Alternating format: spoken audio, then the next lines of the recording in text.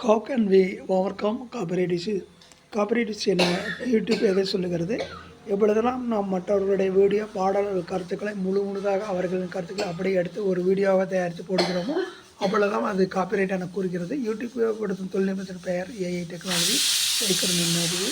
கடந்த 22 வருடங்களுக்கு முன்னரே ஏஐ டெக்னாலஜி முன்னுடையமாக மேக்ரோஸ் என்பன உபயோகப்படுத்தப்பட்டு வந்தது. உதாரணத்துக்கு ஏஐ டெக்னாலஜி எவ்வாறு செயல்படுது என்பதை இங்கே வைக்கிறேன்.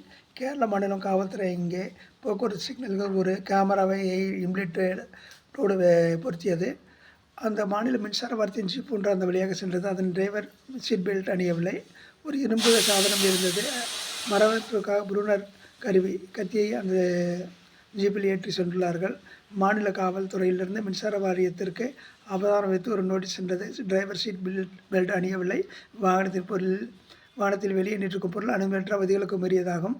இப்பொழுது நாம் ஏஐ டெக்னாலஜிக்கு வருவோம். படங்கள் மற்றும் மியூசிக் இதை ஏஐ டெக்னாலஜி மூலம் கண்காணிக்கலாம். அதாவது யூடியூப்பில் பதிவேற்றம் செய்யப்படும் சொந்த கருத்துக்களோ உருவாக்கம் செய்யப்பட்ட ஒன்றோ நாடகம், பொழுதுபோக்கு அம்சங்களுக்கோ, கதைகளுக்கோ, கவிதைகளுக்கோ, சமையல் செய்வர்களுக்கோ எந்த தடையும் வரைமுறையும் கிடையாது.